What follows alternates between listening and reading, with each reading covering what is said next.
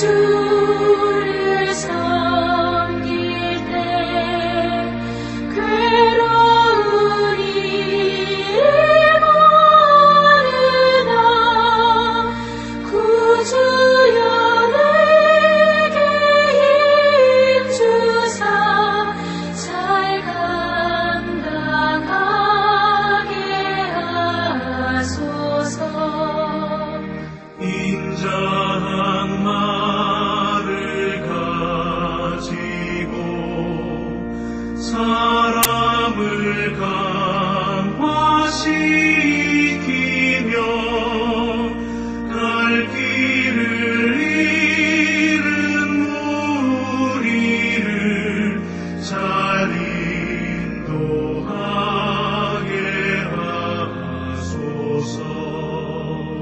구주의 귀한 인내를 깨달아 알게 하시고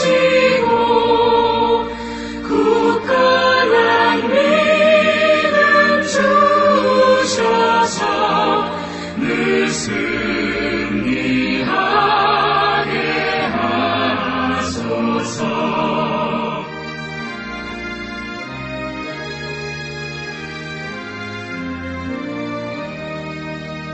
장래의 영광 비추사 소망이 되게 하시며 구주와 함께 살면서 상평강 얻게 하소서.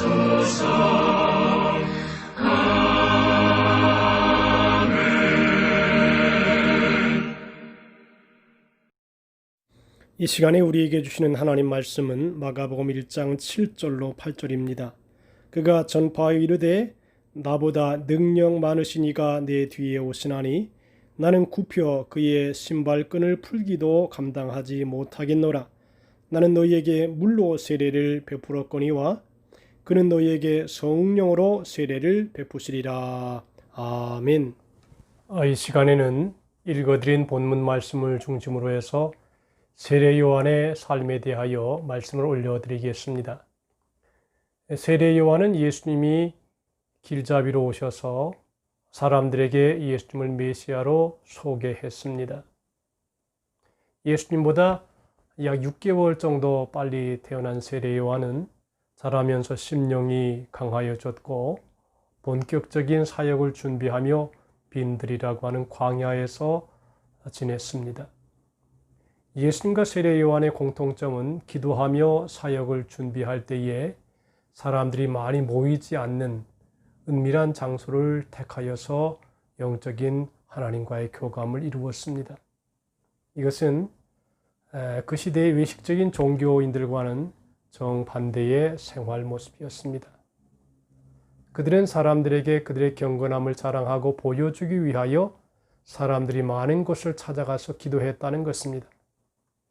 예수님께서는 사람에게 보이려고 기도하신 것이 아니라 오히려 사람들의 방해를 받지 않는 곳에서 하나님과 은밀한 교감을 나누셨던 것을 볼 수 있습니다. 요한은 예수님은 자신이 감히 우러러볼 수도 없는 위대한 분임을 밝혔습니다. 오늘 본문의 성경에 그가 전파이르되 나보다 능력 많으신 이가 내 뒤에 오시나니 나는 굽혀 그의 신발 끈을 풀기도 감당하지 못하겠노라 하였습니다. 이 당시에 신발 수발은 노예들이 하는 일이었습니다. 세례 요한은 스스로 예수님의 노예라고 고백한 것입니다. 그런데 요한은 자신은 그것마저 감당할 수 없을 정도로 작은 사람이라고 겸손한 자세를 취하였던 것을 보게 됩니다. 이러한 삶의 자세는 우리 모두가 반드시 갖추어야 될 마음의 그러한 삶의 모습이라 그렇게 볼 수 있습니다. 그가 사명의 사람이라는 것을 몇 가지를 통하여 알 수가 있는데 첫째로 세례 요한의 의식주를 통하여 알 수 있습니다. 그는 광야에서 약대의 털을 입고 허리에 가죽띠를 띠고 메뚜기와 석청을 먹었다고 했습니다. 광야는 찬바람 불고 먹을 것과 생활의 기름짐이 없는 메마른 땅입니다. 삭막한 곳입니다. 그러나 영적으로는 시냇가에 심은 나무와 같은 그런 풍성한 곳이기도 합니다. 광야는 모든 생명이 살 수 없는 식물, 동물이 죽어가는 곳이지만 영적으로는 내 영혼이 사는 곳이 바로 광야의 삶의 모습이다. 그렇게 볼 수 있습니다. 광야로 들어가면 육신의 것은 조금 부족한 듯하나 내 영혼은 살게 되어져 있습니다. 먹을 것, 입을 것이 없는 메마른 황폐한 땅이지만 영적으로는 내 오아시스가 터져 나오는 생수가 나오는 것이 바로 광야라고 하는 것입니다. 겉모양은 약대 털옷을 입고 형편없지만 그의 심령은 거룩하고 새로워지며 정결함을 입는 곳이 바로 광야였다는 것입니다. 광야를 찾아서 불행한 사람은 아무도 없습니다. 광야를 거친 사람은 어떠한 일, 환경에도 적응을 잘합니다. 광야에 그 모든 어려운 환경이 있었기 때문에 어떤 일에도 적응합니다. 우리가 우리의 자녀를 편하게 길러놓으면 그 자녀는 광야 같은 세상에서 승리할 수가 없습니다. 영적으로 광야를 거쳐야 광야 같은 세상을 잘 이기고 살 수 있다는 것입니다. 제가 처음 강원도 고안에서 처녀 단독 목회를 했습니다. 참 고안 땅이 지금은 이제 카지노도 있고 가게도 있고 문화시설이 잘 되어 있습니다만 그 당시는 아주 척박한 곳이었습니다. 그래서 내노라 한 가게도 별로 없고 슈퍼도 별로 그렇게 없고 척박한 곳입니다. 시냇물은 껌에서 탄 먼지가 날라와서 안 좋고 또 빨래를 널어놓으면 조금만 있으면 시커멓게 되고 그런 곳이었습니다. 그래서 그 어려운 상황에 저희 아내하고 제가 얘기를 하면서 그랬습니다. 당신은 지금 이 고난을 통과하면 어느 곳에 갖다 놔도 적응할 수가 있어 그랬습니다. 저희 아내는 저보다 조금 더 좋은 환경에 있었으니까 그런 얘기를 한 것이 생각이 납니다. 광야라고 하는 것, 불편한 곳, 또 척박한 곳, 환경이 그렇게 좋지 못한 것, 이것이 바로 광야입니다. 광야를 지나봐야 감사도 나옵니다. 메뚜기를 하나 잡아먹어도 감사하고 과일 하나 있어도 감사하며 집에서 밥을 주어도 또 안 주어도 라면 끓여 먹고도 감사하며 먹을 것이 있는데 왜 감사를 못하겠습니까? 옷을 입어서 감사하고 잠을 자면 잠을 자서 감사하고 걸어가면 걸어가서 감사하고 차를 타든지 버스를 타든지 무엇을 하든지 다 감사함으로 수용할 수 있다는 것입니다. 건강하게 살아있는 이 모든 삶이 하나님이 나에게 주신 놀라운 은혜이니 항상 감사가 넘치는 생활을 할 수 있다는 것입니다. 광야를 거쳐야 오직 하나님 중심적인 생활을 하게 됩니다. 또 이 세례 요한의 생활을 보면 낙타 털 옷을 입고 허리에 가죽띠를 띠고 음식은 메뚜기와 석청이라 그랬습니다. 의복은 낙타 털로 그저 터프한 옷을 낙타 털을 그냥 거쳐 입었습니다. 화려하지 아니하고 검소합니다. 허리에는 가죽띠를 띄어서 늘 일하는 모습입니다. 음식은 광야에서 사는 메뚜기요, 메뚜기를 찍어 먹는 것은 바위 사이에서 볼들이 놓아놓은 석청입니다. 그의 삶은 철두철미하게 생활에 얽매이는 생활을 하지 않았습니다. 세례 요한은 자신의 모든 생활을 통하여 하나님의 말씀을 성취하라는 사명자였습니다. 지금도 세상은 옷을 통하여 신분을 표현하는 것을 볼 때 우리의 생활의 모습에서도 그리스도를 닮은 모습들이 나의 삶의 모든 영역에서 나타나야 될 것입니다. 둘째로 우리가 그의 고백을 통해서 알 수 있는 게 있습니다. 많은 사람들은 세례 요한의 출현으로 그를 메시아, 즉 그리스도로 착각하는 사람들이 생겨나기 시작했습니다. 그러나 그는 단호하게 나는 그리스도가 아니라고 말합니다.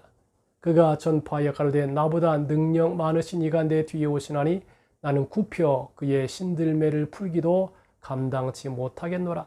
나는 너희에게 물로 세례를 주었거니와 그는 성령으로 너희에게 세례를 주시리라고 했습니다. 한마디로 세례 요한은 자신을 철저하게 낮추며 예수 그리스도만을 증거하는 사명자라고 하는 것입니다. 더 나아가 그는 자신의 사명을 이렇게 고백합니다. 나의 말한 바 나는 그리스도가 아니요 그의 앞에 보내심을 받은 자라고 한 것을 증거할 자는 너희니라. 신부를 취하는 자는 신랑이나 서서 신랑의 음성을 듣는 친구가 크게 기뻐하나니 나는 이러한 기쁨이 충만하였노라. 그는 흥하여야 하겠고 나는 쇠하여야 하리라 그랬습니다. 세례 요한은 자신의 명예와 모든 인기를 추구하지 아니하고 오직 예수 그리스도만 나타내고자 했습니다. 그는 그리스도를 아는 분명한 자기 정체성을 가진 사명자였습니다. 나보다 능력이 많으시니라고 했습니다. 나는 굽혀 그의 신들매를 풀기도 감당치 못하겠다고 고백했습니다. 이렇게 말하는 것은 자기 자신의 신분을 분명히 아는 자의 고백입니다. 그래서 세례 요한은 많은 사람들의 인정에도 불구하고 몇 가지의 그의 삶의 자세를 보면 나는 굽혀 그랬습니다. 굽혀. 이 굽힌다는 말은 참 겸손을 얘기합니다. 자기를 철두철미하게 낮추는 것입니다. 나는 보잘것없는 사람이라고 고백하는 것입니다. 겸손이 사명자의 자세요. 겸손이 하나님의 뜻입니다. 그리고 나는 그의 신들매를 풀기도 감당치 못하겠노라 그랬습니다. 요한은 자신과 그리스도를 비교하기를 주인과 종의 관계로 고백하고 있습니다. 이것은 곧바로 이어지는 예수님의 사역을 통해서 나타나기 시작합니다. 이렇게 그리스도인들은 자기를 바로 알아야 귀한 사명자가 될 수 있습니다. 인간적인 면에서 마리아는 육신의 어머니이지만 사역적인 면에서는 조물주와 피조물의 관계였습니다. 이것을 마리아는 인정하고 있었기 때문에 아들에게도 순복할 수 있었던 것입니다. 그는 자기의 일을 알고 그리스도의 일을 분명히 구분할 줄 아는 사명자였습니다. 나는 너에게 물로 세례를 주었거니와 그는 성령으로 너에게 세례를 주시리라. 하나님의 일을 위하여 부름받은 사명자의 중요한 자기 발견 중에 한 가지는 자신의 일과 주님의 일을 구별하는 것입니다. 세례 요한이 그런 사람이었습니다. 세례 요한이 하는 일은 물로 세례를 주는 일이었지만 성령으로 세례를 주시는 이는 예수님이라는 사실을 분명하게 알고 말하고 있습니다. 예수께서 베드로의 신앙 고백을 받으신 후에 책망하신 일은 하나님의 일과 사람의 일에 대한 정확한 구분을 설명해 주고 있습니다. 예수님이 많은 고난을 받고 죽임을 당하고 사흘 만에 다시 살아나야 할 것을 말씀할 때 베드로가 예수님을 붙들고 항변하였습니다. 이때 예수께서 돌이켜 제자들을 보시며 베드로를 꾸짖어 가라사대 사탄아 내 뒤로 물러가라. 내가 하나님의 일을 생각하지 아니하고 도리어 사람의 일을 생각하는도다 그랬습니다. 베드로는 인간적인 생각으로 예수님께 반박하였으나 예수님은 사탄아 물러가라고 물리치신 것입니다. 우리는 스스로를 알고 바른 마음, 바른 자세, 바른 생각을 하여야 하겠습니다. 철두철미하게 자신이 하여야 할 일을 분명히 스스로를 낮추며 겸손하여 세례 요한처럼 주님만을 높이는 일을 하는 것입니다. 세례 요한의 고백대로 그는 흥하여야 하겠고 나는 쇠하여야 하리라는 고백이 세례 요한의 고백일 뿐 아니라 우리의 고백이 될 수 있기를 주님의 이름으로 축복합니다. 기도합니다. 오 하나님 아버지여, 우리의 남은 생애가 세례 요한의 이 귀한 사역, 삶, 생활을 본받아 나아가는 삶이 되기를 원합니다. 오직 주님만을 높이고 나는 그의 신들매 풀기도 감당하지 못하겠다라고 하는 이러한 사명자의 고백을, 사명자의 선언을 했습니다. 오늘도 우리로 하여금 살아도 죽어도 주님의 영광을 위해 살아가는 거룩한 백성들의 삶을 살아가도록 인도해 주옵소서.